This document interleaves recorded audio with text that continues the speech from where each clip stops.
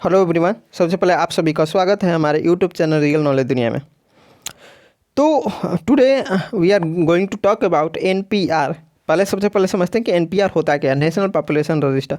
उससे पहले भी ये हम लोग जानने की कोशिश करेंगे कि ये न्यूज़ में क्या है, क्योंकि 15 मार्च 2021 को बहुत सारे न्यूज़ में ये एनपीआर का डिस्कशन हुआ था। ठीक है, अब इसको और बेहतर समझने के लिए हम लोग ये जानते हैं कि सेंट्रल गवर्नमेंट चाहती है कि जो भी उनके रेसिडेंट हैं इंडिया के, वो क्या करें कि उनको एक ऑनलाइन एनपीआर फॉर्म को फिलअप करने की इजाज़त दी जाए। ठीक है, अब ऐसा क्यों करवाना चाहती है गवर्नमेंट, इसके पीछे क्या राज है उसको हम लोग समझते हैं।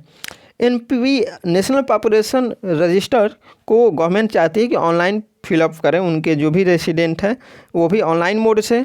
और ये काम जो है डोर टू डोर जो भी सेंसस होगा, जनगणना होगा, उससे पहले 1 महीना पहले तक हो जाए। ठीक है, इसके बाद जब भी आप फॉर्म फिलअप करेंगे तो आपको एक रेफरेंस कोड मिलेगा, जो कि आपके यहाँ जो भी फील्ड विजिटर होंगे सेंसस के लिए, तो उनको आपको वो रेफरेंस कोड देना होगा। और इसके साथ ही जो भी आप डिटेल भरेंगे अपने एप्लीकेशन पे, तो उसमें नहीं आपको डॉक्यूमेंट मांगा जाएगा और नहीं आपका बायोमेट्रिक होगा, वो सिर्फ डाटा होगा और जो कि स्टोर किया जाएगा एक सिस्टम में। अब समझते हैं कि एनपीआर होता क्या है। It is a register of usual resident of a country. ठीक है, ऑफ द कंट्री। इसका मतलब ये है कि ये जो है एक रजिस्टर होगा जिसमें उसके यूजुअल रेजिस्टेंस उस कंट्री के, यानी कि हमारे देश के यूजुअल रेसिडेंट जो भी होंगे उनका पूरा डिटेल्स उसमें दर्ज होगा। आप पहले समझते हैं कि यूजुअल रेसिडेंट क्या होता है, उससे पहले हम लोग और कुछ भी थोड़ा सा जानने की कोशिश करें कि ये किसके साथ हो रहा है। देखिए, ये लोकल लेवल पर होगा, डिस्ट्रिक्ट लेवल पर, सब डिस्ट्रिक्ट और स्टेट और नेशनल लेवल पर होगा। इसके साथ ही ये किस प्रोविज़न के तहत हो रहा है, तो ये citizenship act 1955, provision of the citizenship act 1955, citizenship act 1955 के अंतर्गत ये होगा। एक चीज़ और आपको बता दें कि जिस तरह आपका आधार कार्ड बना है, उसी तरह एक नेशनल आइडेंटिटी कार्ड भी बनेगा। ठीक है, तो ये जो है नेशनल आइडेंटिटी कार्ड रूल के तहत, 2003 रूल के तहत, ठीक है, आपको एक आरआईसी बनेगा। अब आरआईसी क्या होता है, आरआईसी को हम लोग फुल फॉर्म अगर देखें तो रेसिडेंट आइडेंटिटी कार्ड होता है, तो उसको हम लोग आगे डिस्कस थोड़ा सा करेंगे। तो ये जो भी यूजुअल रेसिडेंट होंगे इंडिया का, उनके लिए ये मैंडेटरी होगा कि वो एनपीआर जो फॉर्म को फिलअप करना या उसको रजिस्टर करना। अब इसका मेन ऑब्जेक्टिव क्या है, तो गवर्नमेंट चाहती है कि एक कम्प्रेहेंसिव आइडेंटिटी डाटाबेस हो उसके यूजुअल रेसिडेंट को। अब इससे फ़ायदा क्या होगा वो हम लोग बाद में बात करेंगे। पहले यूजुअल रेसिडेंट होता क्या है। देखिए, वैसे व्यक्ति जो कि 6 महीना से रह रहे हैं या उससे पहले से इस देश में रह रहे हैं, या फिर कोई भी ऐसा व्यक्ति जिनका ऐसा इंटेंट है कि वो आगे 6 महीना तक फ्यूचर में या उससे ज़्यादा उनका रहने का इंटेंट है, तो फिर वो यूजुअल रेसिडेंट कहलाएंगे। अब सिंपल सा समझिए, आप भारत के निवासी हैं, आप बहुत सालों से 50 साल 60 साल से रह रहे हैं, तो आपको तो यूजुअल रेसिडेंट हैं ही। लेकिन वो लोग जो कि विदेशों से आए हैं और 6 महीना से ज़्यादा रह रहे हैं, और 6 महीना या फिर उनका ये शायद सोच है कि वो 6 महीना आगे तक रहें, तो वो यूजुअल रेसिडेंट में आएंगे। ठीक है, अब इसके कंपोनेंट समझ लेते हैं। तो एनपीआर जो होगा डाटाबेस, वो demographic as well as biometric details दोनों रखेगा। अब डेमोग्राफिक में जैसे आपका नाम, गांव, ये किस शहर में रहते हैं, ये सब चीज़ आपका हो जाएगा डेमोग्राफिक। और बायोमेट्रिक जैसे आपका आधार कार्ड में आपका फिंगरप्रिंट लिया जाता था, और आपका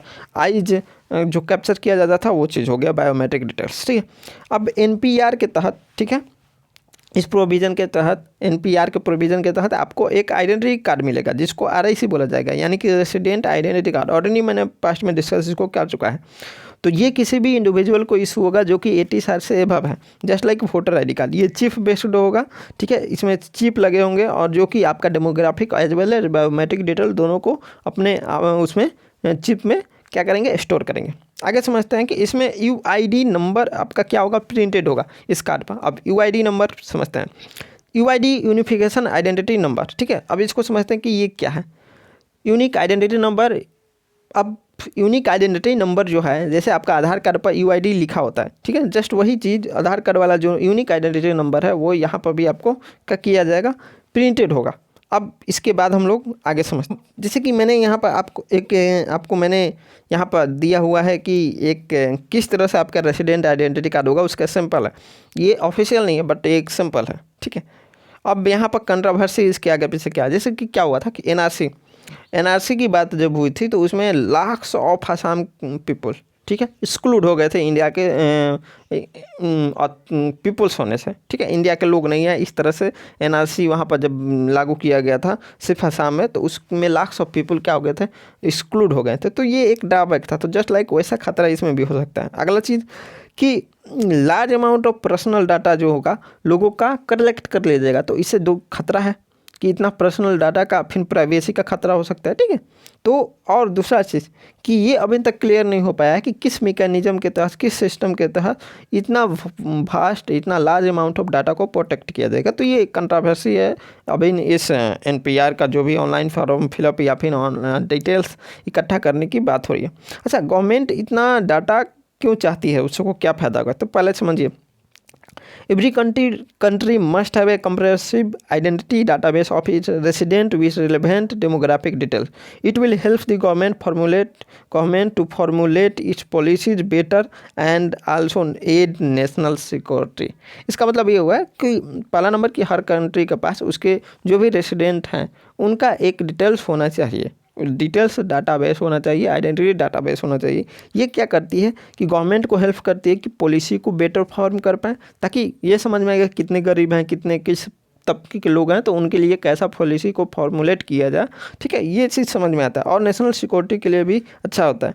अब नेशनल सिक्योरिटी जैसे कि कितने युवा हैं आपके यहाँ, कितने क्या हैं, तो कैसे योगदान कर सकते हैं, ठीक है, ये सब चीज़ें। आगे है कि it will ease the life of those residing in India by cutting red tape. हाँ, ये सिंपल सा मैं इसका मतलब भी बता देता हूँ। देखिए, पहला चीज़ कि ये पेपर वर्क कम करेगा, रेट टेपिज्म को कम करेगा। एक आपके पास कार्ड रहेगा जिसमें सारा आपका डिटेल्स रहेगा, तो ये क्या होगा कि आप कहीं भी जाइएगा तो उस वही कार्ड से सारा काम आपका हो जाएगा। अब पेपर वर्क की कमी हो सकती है, ठीक है। और दूसरा चीज़ रेट टैप क्या यहाँ पर बोला जाए, रेट टैप करप्शन की बात हो रही है, रेट टेपिज्म, ठीक है, करप्शन, जिसको करप्शन, बहुत लोग रेड टैप का नाम सुनते ही नहीं समझ में आता कि what is red tap, but simple सा भाषा में इसको करप्शन समझिए, ठीक है। तो करप्शन कम होगा इससे। जैसे बहुत आधार कार्ड आने से बहुत लोग क्या हुआ है कि जो जैसे सिम एक्सचेंज पर हो गया, ठीक है, या फिर अदर चीज़ों पर करप्शन ज़्यादा हो गया था, वो चीज़ अब कम हो गया है, ठीक है। अब उसी तरह ये भी इसमें सारा डिटेल्स आपका रहेगा, तो आपका करप्शन कम होने का चांस है। इसके साथ ही पेपर वर्क कम हो जाएगा। और जो भी आप गवर्नमेंट, हाँ, तीसरा पॉइंट है कि एनपीआर डाटा से क्या होगा कि जो भी रेसिडेंट होते थे उनको हर प्रूफ के लिए अलग अलग अपना डॉक्यूमेंट देना होता था, जबकि वो ऑफिशियल वर्क के लिए अब सिंपल सा ये कार्ड से काम चल सकता है। इसके बाद जो वोटर डुप्लीकेट लिस्ट में डुप्लीकेशन होता था वो चीज़ नहीं हो पाएगा। तो ये गवर्नमेंट इसका ये फ़ायदा उठाना चाहती है, बट जितना फ़ायदा है उतना ही ज़्यादा इसका नुकसान भी है कि आपके प्राइवेसी को खतरा हो सकता है, या फिर बहुत सारी चीज़ों पर खतरा मंडरा सकता है। जैसे उतना बड़ा डाटाबेस अगर लीक हो गया तो फिर उसका अलग से खतरा है। तो होप आप सभी को अच्छा लगा होगा हमारा ये वीडियो। अगर अच्छा लगा है तो आप हमारे चैनल को सब्सक्राइब करें और कमेंट में अपना राय या फिर सुझाव या फिर कोई क्वेश्चन हो तो ज़रूर दें। धन्यवाद।